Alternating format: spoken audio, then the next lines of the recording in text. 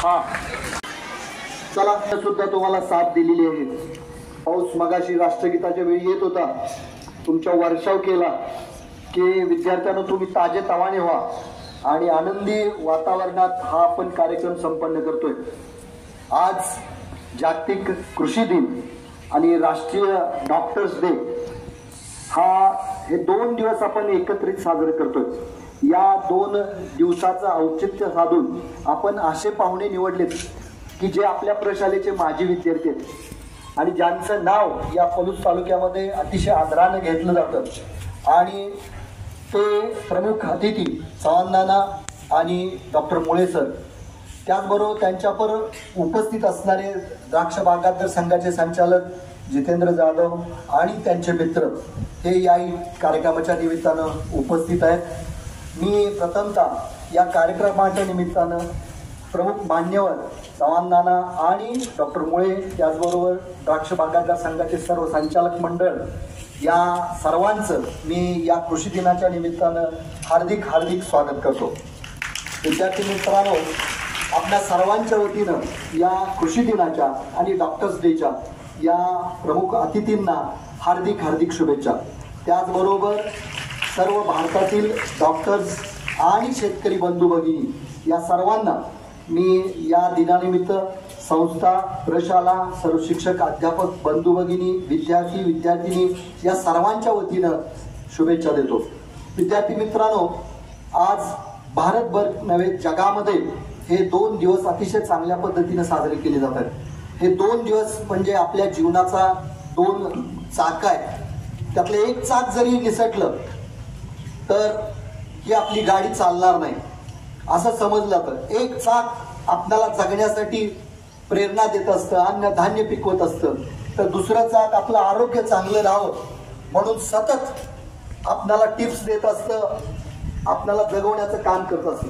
जशी बैलगाडीची 2 चाकं, जर त्यातलं एक चाक नसेल तर ती चालू शकत नाही, किंवा कुठलंही वाहन असेल तर त्याच्यामध्ये एक चाक नसेल तर ते चालू शकत नाही. आपल्याला 2 पाय नसतील, त्यातला एक पाय असेल तर चालू शकतो, पण लडखडत लडखडत. म्हणून ही 2 चाकं म्हणजे आपल्या जीवनाचा कणा आहे. जो शेतकरी फायदा, नफा, तोटा याचा न विचार करता अहोरात्र सकाळ संध्याकाळपणे राबत असतो आणि पिकवून देण्याचं काम करत असतो, त्याला पैसे मिळत न मिळत याची कधीही तो तमा बाळगत नाही. आणि पुन्हा नव्या जोमानं, जरी कष्टानं तो हात बटात आला, त्याला परवडलं नाही, तरी नव्या जोमानं पुढल्या वर्षी नवीन पीक घेऊन तुम्हाला जगवण्याचं काम हा बळीराजा करत असतो. म्हणून यांचा आदर करणं हे आपलं पहिलं कर्तव्य आहे. त्याचबरोबर डॉक्टर्स म्हणलं की आपल्या शरीराचा एखादा भाग कुजलेला असेल, नासलेला असेल, त्याचे ऑपरेशन करून त्याला नीट करणं, त्याला योग्य उपचार करणं, कुठल्याही पद्धतीचा तुच्छपणा किंवा घाण वाटतंय असं न विचार करता आपल्याला जगवण्याचं काम हा नेहमी करत असतो, सेवा देण्याचं काम नेहमी करत असतो. आणि म्हणून मी या 2 व्यक्तींना आपल्या जीवनाचा असाध्य असा भाग आहेत, किंवा आपल्या जीवनाची 2 अतिशय चांगली मूल्य आहेत असं समजतो. आणि म्हणून तुम्हालाही भविष्यामध्ये या 2 पेशापैकी एक पेशा करता आला तर प्रामाणिकपणानं तुम्ही करावा आणि आपलं जीवन समृद्ध बनवावं. कुणी मी शेतकरी होणार नाही किंवा मी असं बनणार नाही असं न म्हणता आपण नव्या जोमानं, नव्या ताकदीनं, नव्या जिद्दीनं, नव्या प्रेरणेनं, नवीन मूल्य जपत, नवीन आधुनिकीकरणाचा वापर करत आपण शेती करायला शिकलं पाहिजे किंवा डॉक्टर्स बनलं पाहिजे. तर तुम्ही ते बनाल अशी इच्छा मी या कार्यक्रमाच्या निमित्तानं करतो. आणि सर्व आलेल्या पाहुण्यांचं, माजी विद्यार्थी आहेत ते, पण माजी विद्यार्थी असले तरी ते कर्तबगार नागरिक आहेत. या दोघांचंही, दोन्ही पाहुण्यांचं मी पुनश्च एकदा हार्दिक हार्दिक स्वागत करतो. त्यांच्याबरोबर आलेल्या मान्यवरांचं हार्दिक हार्दिक स्वागत करतो आणि माझे प्रास्ताविकाचे 2 शब्द थांबवतो. जय हिंद, जय भारत. नमस्कार. आज महाराष्ट्र कृषी दिन व राष्ट्रीय डॉक्टर्स डे हा आपण आपल्या प्रशालेमध्ये मोठ्या उत्साहात साजरा करत आहोत. जे रात्रंदिवस राबून आपल्याला अन्न देणारे शेतकरी व 24 तास राबून आपली वैद्यकीय सेवा करणारे डॉक्टर्स यांचा सन्मान करणे हे आपले परम कर्तव्य आहे. त्या निमित्ताने आपल्या प्रशालेमध्ये आपण जे 2 पाहुणे बोलवले आहेत, योग असा आहे की दोन्ही पाहुणे आपल्या प्रशालेचे माजी विद्यार्थी आहेत, ते आपल्या पलूस गावचे नागरिक आहेत. आणि तिसरा योग म्हणजे ते दोन्हीही पाहुणे एकाच वर्गामध्ये शिकलेले असे क्लासमेट आहेत. तर त्यामध्ये प्रथम जे आहेत की मारुती चव्हाण, जे द्राक्ष बागायतदार आहेत, कृषी तज्ज्ञ आहेत. द्राक्ष तज्ज्ञ म्हणून संपूर्ण महाराष्ट्र त्यांना ओळखतो. एक सामान्य कुटुंबामध्ये त्यांचा जन्म झाला आणि BA पर्यंतचे सर्व शिक्षण आपल्या पलूस शिक्षण प्रसारक मंडळाच्या आवारामध्ये झालेलं आहे. म्हणजे आपलेच आहेत विद्यार्थी. त्यांनी 1997ला ग्रामपंचायत सदस्य म्हणून पद भूषवले होते. 1999ला महाराष्ट्र द्राक्ष संघाचे संचालक आहेत. 2002ला पलूस मार्केट कमिटीचे संस्थापक संचालक म्हणून काम केलेलं आहे. 2010 ते 2013 मध्ये सेंट्रल रिसर्च कमिटीचे अध्यक्ष आहेत, की ते दिल्लीमध्ये चालवलं जातं सेंट्रल गव्हर्नमेंटचं, त्यामध्ये ते अध्यक्ष म्हणून काम करतात. तसेच 2014ला महाराष्ट्र राज्य द्राक्ष बागायतदार संघाचे उपाध्यक्ष झाले आणि त्यानंतर पुढील 5 वर्ष ते अध्यक्षपद म्हणून त्यांनी भूषवलेलं आहे. ही आपल्या पलूससाठी एक घोषणावळ आहे. तसेच त्यांना अनेक पुरस्कारही मिळाले आहेत. एकूण जवळजवळ 24 पुरस्कार त्यांना मिळाले आहेत.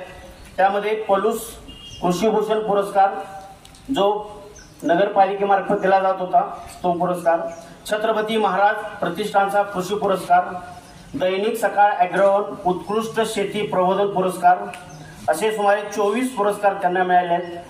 त्यांनी अनेक संस्थाही स्थापन केलेल्या आहेत की त्याचा उपयोग शेतकऱ्यांसाठी एक आधुनिक पद्धतीने शेती कशी करता येईल त्यासाठी त्यांनी प्रयत्न केलेले आहेत. त्यामध्ये कृषी ॲग्रो इंडस्ट्रीज, कृषी agro research and development centre, कृषी ॲग्रो लॅब त्यांनी तयार केलेले आहे. तसेच शेती अभ्यासाकरता ते नेहमी इस्रायल येथील शेतीला भेट देतात. शेतीमाल मार्केटसाठी देशभर व मिडल ईस्टसाठी देशातील मार्केट पाहणी करतात. ते नाशिकमधील द्राक्ष बागायतदारांना नाना जाऊन त्यांना मार्गदर्शन करतात. हे एक आपल्याला अभिमानाची गोष्ट आहे. तसेच राजकीय व सामाजिक कार्याची त्यांना आवड आहे. सतत समाजात राहून सर्व प्रकारचे मार्गदर्शन त्यांना करत असतात. त्याच पद्धतीनं आपल्या तालुक्यातच नव्हे तर तालुक्यातील बाहेरही जाऊन द्राक्ष बागायतदारांना कन्सल्टिंगचे काम करतात. त्यांना योग्य पद्धतीने मार्गदर्शन करतात. असे हे आपल्याला पाहुणे भेटलेले आहेत, त्यांचे मी सहर्ष स्वागत करतो. दुसरे जे पाहुणे आहेत की जे 24 तास आपल्याला सेवा देतात, डॉक्टर सुनील पांडुरंग मुळे MBBS ENT आहेत. तेही आपल्या प्रशालेचे माजी विद्यार्थी आहेत. त्यांचे प्राथमिक शिक्षण इथं जिल्हा परिषदमध्ये झाले आणि नंतर 12वी पर्यंतचे शिक्षण हे आपल्या प्रशालेमध्ये झाले. वैद्यकीय शिक्षण कृष्णा मेडिकल कॉलेज येथे झाले, कराड येथे. त्यांनी पलूसमध्ये श्रेयस हॉस्पिटल या नावाने अद्ययावत असे हॉस्पिटल सुरू केलेले आहे. नाक, कान व घसा यावर उपचार करत असून त्यांनी या क्षेत्रात पलूस तालुक्यात ठसा उमटवला आहे. तसेच दोन्ही पाहुण्यांना सामाजिक कार्याची आवड असल्यामुळे गरीब विद्यार्थ्यांना मदत करणे, समाजातील अडल्या नडलेल्यांना मदत करणे असं त्यांचं कार्य आहे. त्यामुळे मी आता रजा घेतो आणि थोडक्यात परिचय संपवतो. जय हिंद, जय महाराष्ट्र.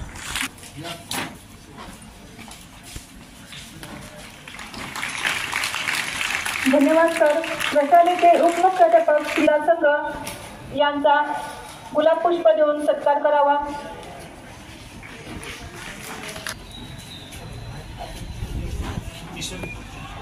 तिथे पुढे येतं दिसू दे सगळं हे वाजलंय. AR माळी सरांना विनंती करते की शेतकरी वेशभूषेत आलेला इयत्ता क मधील विद्यार्थी राजवर्धन कसगे याचा गुलाब पुष्प देऊन सत्कार करावा.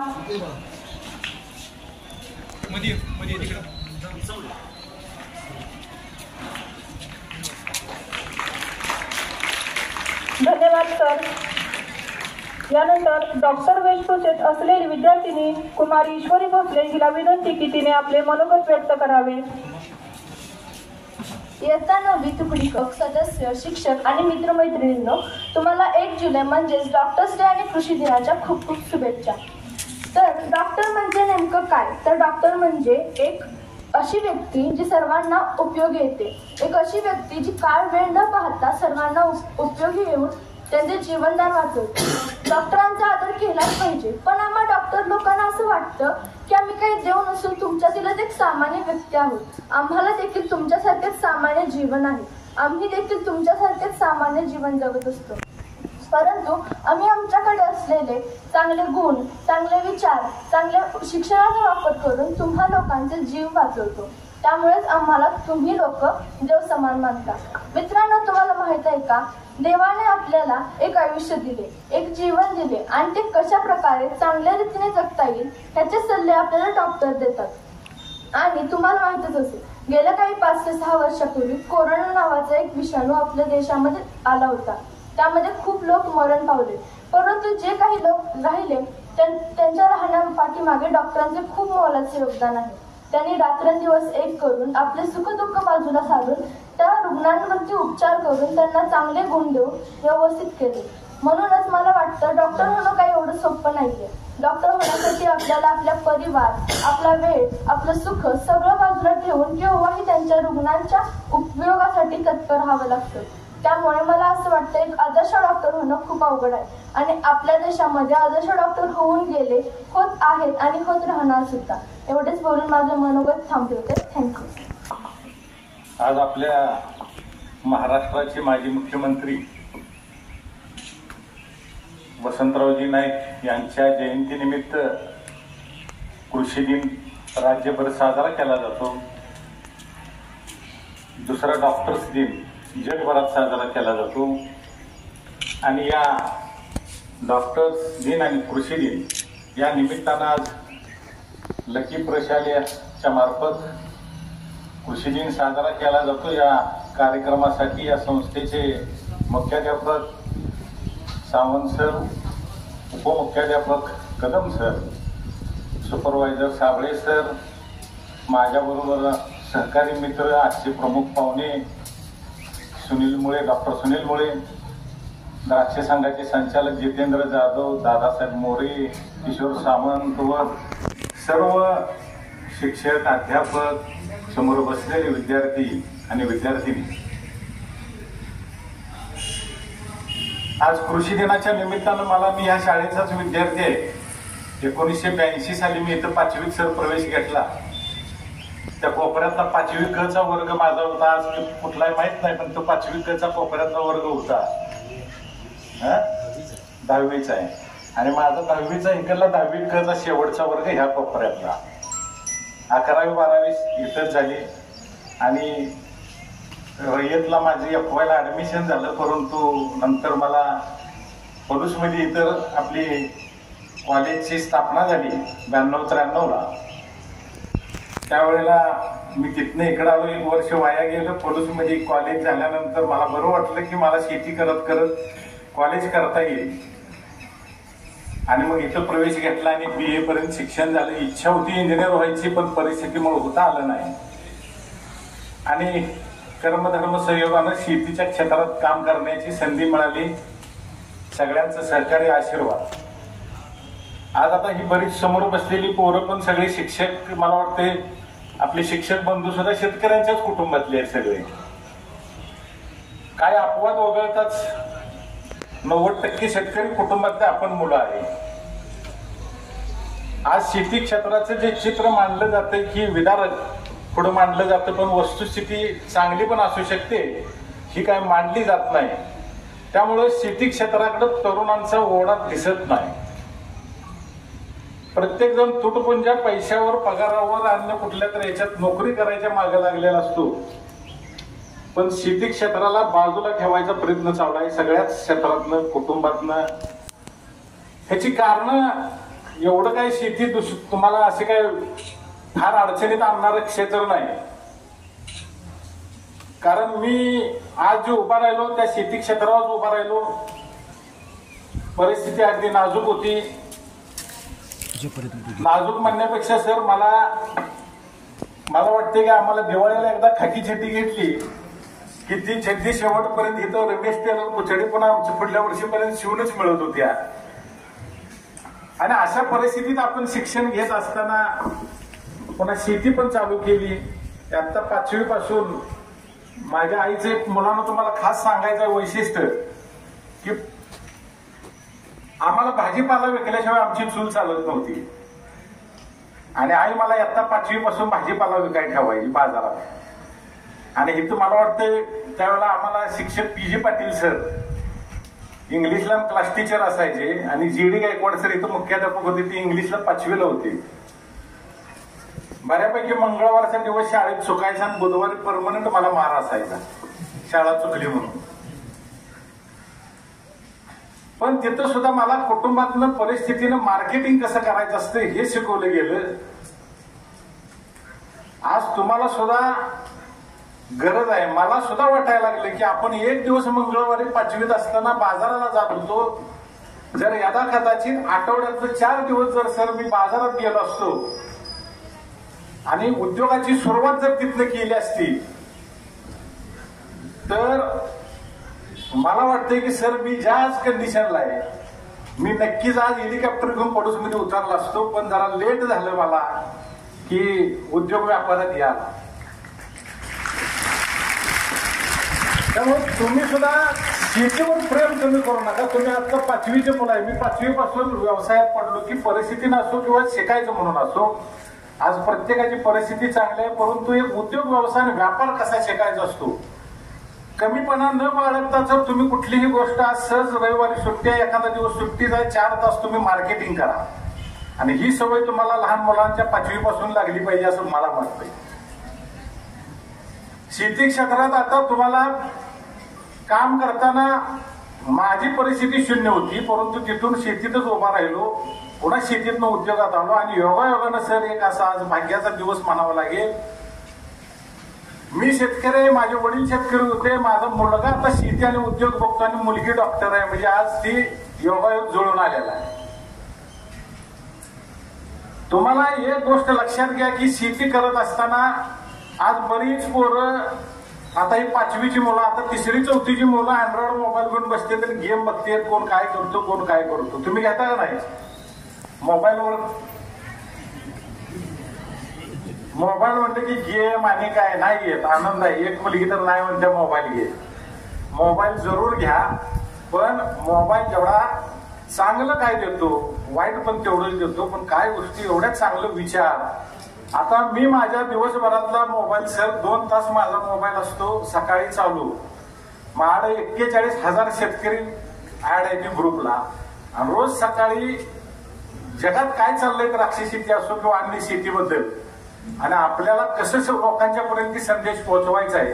रोज सकाळी माझा 7ला मेसेज चालू असतो आणि 9ला बरोबर बंद करतो.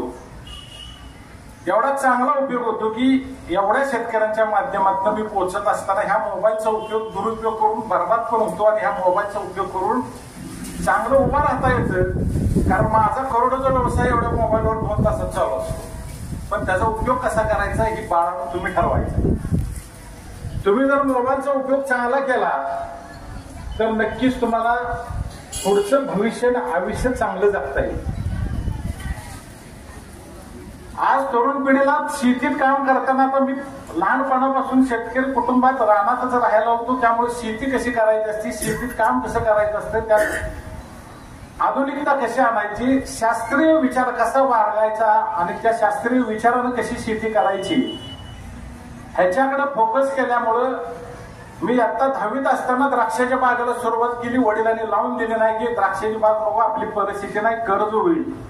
चिकाटी सोडली नाही. पण इथं कॉलेजला 12वीला सर मी पहिल्यांदा बाग लावली आणि शाळा करून मी बाग बघत होतो. आणि BA होईपर्यंत माझ्याकडे जवळजवळ माझ्या स्वतःच्या हिमतीवर 4 एकर बाग उभा केली. आणि त्यापासून द्राक्षाच्या शेतीतनं माझा उद्धार झाला. असं नाही की तुम्ही शाळेला येता म्हणजे तुम्ही तुमचं राहिलेलं टाइम टेबल तयार करा. शाळेत कधी यायचं आहे शाळा सुटल्यानंतर अभ्यास किती वेळ करायचा आणि तिथून राहिलेला वेळ आपला शेतीच्या कामात कसा घालवायचा कारण शेतीला तुम्ही कमी लिहू नका. शेतीत जी BSc ऍग्री महात्मा फुले कृषी विद्यापीठाला लोक बरीच मुलं घेतात ती MPSC IPS होण्यासाठी तिथं ऍडमिशन घेतलं जातं. आणि सगळ्यात जास्त कलेक्टर तुमचे क्लास 1 अधिकारी आहेत ते ऍग्रिकल्चरल सेक्टरशी संबंधित आहे. तीच मुलं कलेक्टर चांगला क्लास 1 अधिकारी झालेले तुम्हाला दिसून येतील. कारण MPSCच्या किंवा IPSच्या परीक्षेत शेतीचा अभ्यास असणं तेवढाच गरजेचं आहे. म्हणून आज शेती क्षेत्रातला अभ्यास नुसतं वाचन करून नको आहे, तर तुम्ही स्वतः शेतातलं काम करणारं एक व्यक्तिमत्व म्हणून काम करा. तुम्हाला नक्कीच याचा उपयोग तुम्हाला MPSCला आणि पुढच्या IPS सारख्या परीक्षेत तुम्हाला उपयोग होऊन जाईल. आज आता शेती करत असताना सर एक बाब अशी आहे की थोडक्यात तुम्हाला मुलांना सांगायचं झालं तर तुम्ही आता खाली बसायला जरा तुम्हाला परंतु तुमच्या जागी आम्ही बी कधीतरी असं बसत होतो त्यावेळेला ह्याच शाळेला असे विचारवंत आणले आणि त्यांचे विचार ऐकून आमच्यात परिवर्तन करायचं आम्ही काम केलं. म्हणून या चांगल्या दर्जाला आम्ही आज येऊन बसलो. तुम्हाला शेती क्षेत्रात काम करायचं असताना सीड टू प्लेट म्हणजे बियापासून खाणाऱ्याच्या प्लेट पर्यंत शेतमाल जात असताना किती अडचण येते आणि त्या अडचणीवर मात कशी करायची ह्याच्यावर चालू काळात काम करणं गरजेचं आहे. रानात बी पेरल्यानंतर किंवा बी सोडल्यानंतर तिथून पुढे निसर्गाची 2 हात करायला लागत असतील, रोग किडींची 2 हात करायला लागत असतील, चांगलं व्यवस्थापन खतांचं आणि पाण्याचं करायचं असेल तर तुम्हाला प्रत्येक गोष्ट शास्त्र धरून शेतीत काम करायला पाहिजे. आणि नंतर पुन्हा प्लेट मध्ये खाणाऱ्याच्या जात असताना चांगलं दर्जेदार शेतमाल घ्यायला पाहिजे. ह्यासाठी तुम्हाला मार्केटचं व्यवस्थापन कसं करायचं हे सुद्धा आजच्या शेतकऱ्यांना समजलं पाहिजे. शेतमाल आज आपण सहज बाजारात घेतो, परंतु येणारा काळ शेतीतला असा असणार आहे, ब्रँडिंग सिस्टीम येणार आहे, लवकरच याला चालू व्हायला लागल्या की प्रत्येक शेतकऱ्याचा ग्रुप न करतील किंवा एखादा इंडिव्हिज्युअल स्वतंत्र शेतकरी मोठा असेल तर त्याचा स्वतःचा भाजीपाला असेल, फळं असतील, ड्रायफ्रूट असेल, तो स्वतःच्या ब्रँड बाजारात आणायचा आता सुरुवात झालेली आहे. आणि येणाऱ्या 10 वर्षात तुम्हाला ब्रँड मध्येच तुम्हाला शेतमाल खरेदी करायला मिळणार आहे. सुट्टा माल मिळणार नाही. कारण पोस्ट हार्वेस्टिंग लॉसेसमुळे भारतातल्या फळांचं नुसतं नुकसान 53,000 करोडांचं आहे. त्यामुळे ही व्यवस्था उभा राहायला आता सुरुवात झालेली आहे. तेवढं इन्फ्रास्ट्रक्चर आता लोक उभा करायला लागले. आणि शेती क्षेत्रात महत्वाचं तुम्ही आता सगळीजण मुलं आर्टिफिशियल इंटेलिजन्सी AI टेक्नॉलॉजी ही तुमच्या कानावर सर आपल्याकडे असेल मला वाटतं मुलांना. आमचा पण सर एका अमेरिकन न्यूरो लॅबशी आमचा AIचा करार चालू आहे आमच्या कंपनीचा की आर्टिफिशियल इंटेलिजन्सी आणि आमची ऋषी ॲग्रो इंडस्ट्रीजचा आता म्हणजे त्यांचा आमचा करार चालू आहे, कोलॅबरेशन चालू आहे. ती सुद्धा लवकरच एक 5-6 महिन्यात आमचा करार होईल लिखित. त्यामुळे पलूसमध्येच तुम्हाला बरंच आर्टिफिशियल इंटेलिजन्सचं तुम्हाला अमेरिकेचं डायरेक्ट तंत्रज्ञान सुद्धा आपल्याकडे बघायला मिळणार आहे. त्यासाठी आम्ही काम करतोय. तुम्हाला त्या दृष्टीनं लहान मुलांनी सगळ्या या 5वी ते 10वी असो किंवा 12वी-11वीची मुलं असो तुम्ही AI टेक्नॉलॉजी समजून घ्या. ही वेळ तुमच्यासाठी चांगली आहे. आमच्यासाठी निम्म्या आयुष्यानंतर आम्हाला आलं, परंतु तुम्हाला भविष्य काळात शेतीतला प्रत्येक पार्ट अँड पार्ट AI टेक्नॉलॉजीवर चालणार आहे. भविष्यातली शेती मग कुठली असो आर्टिफिशियल इंटेलिजन्सीमुळे सोपी होणार आहे आणि उत्पादनक्षम होणार आहे. कारण जगभरात ग्लोबल वॉर्मिंगमुळे शेतीचं उत्पादन घटले आणि त्या उत्पादनात वाढ करायची असेल तर आर्टिफिशियल इंटेलिजन्स शिवाय पर्याय नाही. त्यावेळेला तुम्हाला शास्त्र आणि सायन्स तुम्हाला लवकर तुमच्या हातात येणार आहे आणि शेती फायद्याची होणार आहे. आज साधं एक उदाहरण सांगतो. बेदाणा उत्पादन आता चालू वर्षी बेदाण्याचं मार्केट 900 रुपये किलोवर गेले. जो बेदाणा मागल्या 10 वर्षात 40 रुपये किलो होता. ह्याचं कारण एकच आहे की उत्पादन घटलंय. सगळ्या जगभरात सगळ्याच शेती क्षेत्रातलं उत्पादन घटत चाललंय. आपल्या देशाला गोड तेल अन्नधान्य बरंच आयात करावं लागतं. फळं सुद्धा बरीच आयात करावी लागते. सर्वसाधारणपणे 7 लाख टन फळं आयात होते. त्यातली द्राक्ष आणि बेदाणा 3 लाख टन आयात होतो. म्हणजे आपल्या देशाला एवढ्या मोठ्या फार मोठी शेतमालाची आणि शेती क्षेत्राची गरज वाचणार आहे, फक्त त्याला नियोजनाची गरज आहे.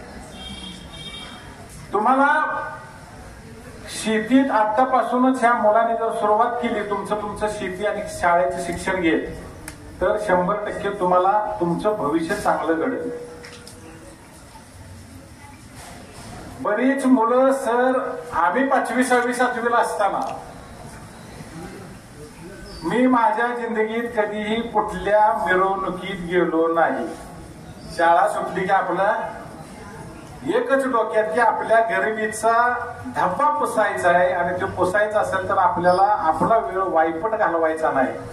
कुठल्याही, आता बघा, गणपतीची जयंती असो नाहीतर कुठली मिरवणूक असो, जयंती असो, मी माझ्या जिंदगीत कधी कुणी सांगू दे, एक फोटो तरी असेल तरी दाखवा की मी कधीही गेलो नाही. मी फक्त कामाला आणि शेतीला आणि शेतीच्या क्षेत्राला प्राधान्य दिलं, त्याच्यात कधी गेलो नाही. आणि माझ्या आईनं मी शिकवण अशी दिल्या की 95 साली मी बाग छाटणी करताना सगळी मुहूर्त बघते म्हणून मुहूर्त बघायचो.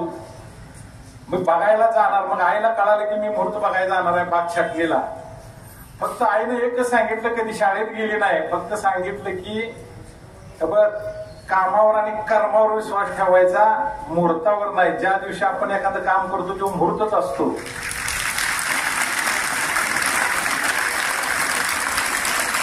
आणि हा मुहूर्त सुरुवात कर, कुठलाही मुहूर्त बघायचा नाही. छाटणीचा मुहूर्त फक्त निसर्ग बघा, निसर्गाचा आणि शास्त्राचा अभ्यास घ्या, कर्मावर विश्वास ठेवू.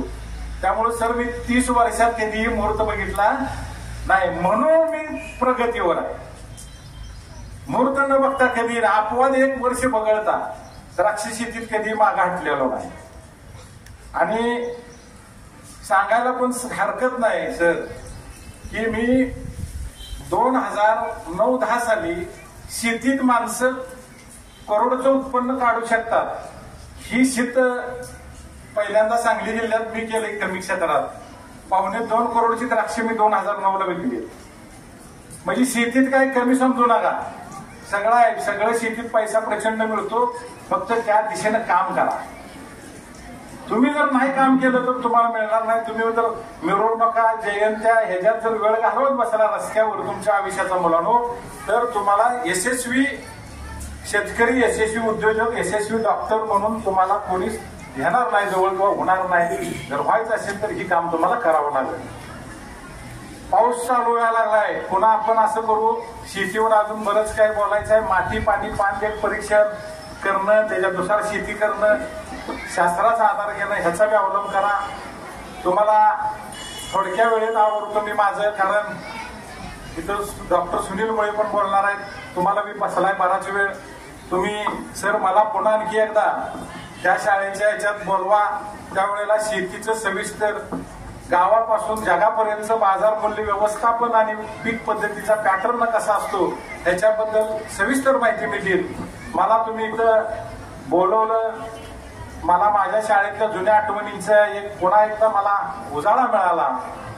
आणि मी इथं आल्यानंतर मला एक थोडंसं असं वाटलं की आपण सुद्धा ह्या शाळेत कसं आलो. 5वीला 82 सालापासूनचा प्रवास मी क्षणभर उभा केला, पण ह्याचं सगळे श्रेय तुम्हाला सगळ्या शिक्षक आणि अध्यापक बंधूंना जातं.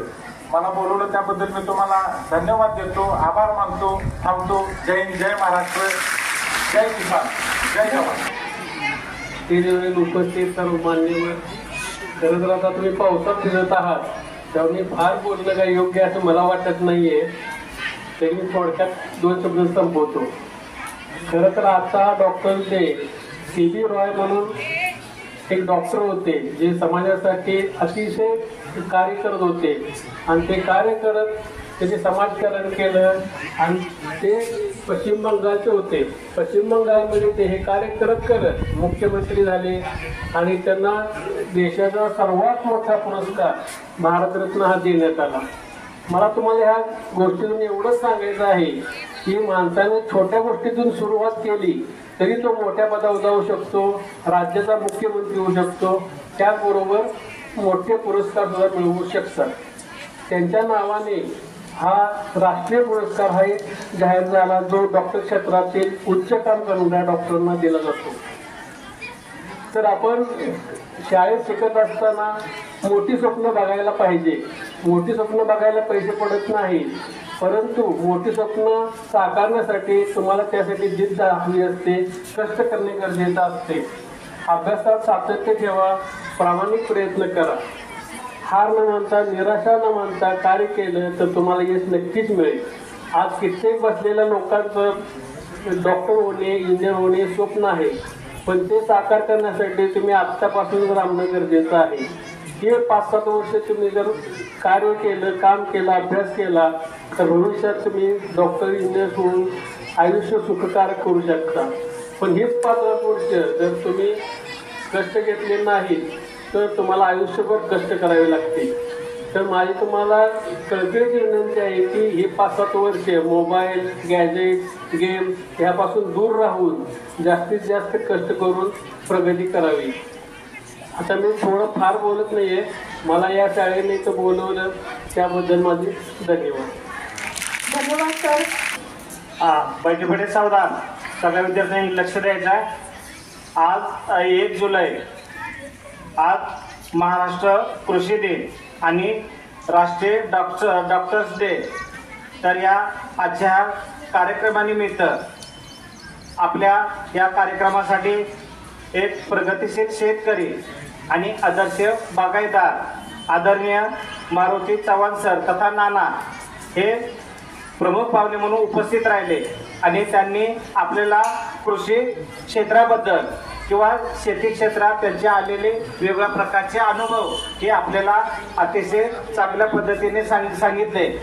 तर प्रशालेच्या वतीने आणि आपल्या संस्थेच्या वतीने आदरणीय मारुती चव्हाण सर यांचं आभार. तसेच डॉक्टर्स डे निमित्त दुसरे प्रमुख पाहुणे आपल्या जे लाभले हे डॉक्टर सुनील मुळे सर, हे आपल्या पोलीसमध्ये नाक कान घसा तज्ज्ञ. त्यांनी सुद्धा वैद्यकीय क्षेत्राबद्दल अतिशय चांगली माहिती सांगितली. तर त्यांचा सुद्धा संस्थेच्या वतीने आणि प्रशालेच्या वतीने त्या ठिकाणी हार्दिक आभार. तसेच द्राक्षे बागेदार संघाचे संचालक आदरणीय जितेंद्र जाधव सर, किशोर सावंत सर आणि शहाजी मोरे सर हे सुद्धा प्रमुख पाहुण्यांसोबत त्या ठिकाणी आले. त्यांचं सुद्धा संस्थेच्या आणि प्रशालेच्या वतीने हार्दिक आभार. तसेच या कार्यक्रमासाठी संगीत शिक्षक पवार सर आणि विद्यार्थी वृंद यांनी शेतकरी गीत, अतिशय छान असं शेतकरी गीत त्या ठिकाणी सादर केलं. त्यांचंही त्या ठिकाणी आभार. तसेच या कृषी दिनानिमित्त आणि डॉक्टर्स डे दिनानिमित्त डॉक्टर म्हणून या ठिकाणी ईश्वरी भोसले याने वैद्यकीय क्षेत्राबद्दल आपले विचार त्या ठिकाणी मांडले. तिचं तसेच शेतकरी म्हणून या ठिकाणी शेतकरी वेशामध्ये आलेले दुसरे आपले विद्यार्थी राजवर्धन गेसगे या दोघंही विद्यार्थ्यांचं त्या ठिकाणी हार्दिक आभार. तसेच आपल्या प्रशालेचे प्राचार्य आदरणीय सावंत सर, उपप्राचार्य आदरणीय कदम सर हे सुद्धा या कार्यक्रमाला उपस्थित राहिले. त्यांचे हार्दिक आभार. तसेच या कार्यक्रमाचं अतिशय छान असं सूत्रसंचालन ज्यांनी केलं त्या आदरणीय जाधव मॅडम, त्यांचे खूप आभार. तसेच या कार्यक्रमासाठी आपल्या प्राथमिक माध्यमिक विभागाचे शिक्षक बंधू भगिनी हे सुद्धा उपस्थित राहिले, त्यांचे आभार. तसेच तुम्ही सर्व विद्यार्थी, वरनं पाऊस पडतोय, खाली ओल आहे, तरी पण तुम्ही हा कार्यक्रम अतिशय शांतपणे ऐकून घेतला. तुमचं सुद्धा त्या ठिकाणी गोड कौतुक आणि अशा पद्धतीनं हा कार्यक्रम संपला असं या ठिकाणी जाहीर करतो. धन्यवाद. धन्यवाद सर. आज कोणाचा वाढदिवस असेल त्यांनी पुढे या.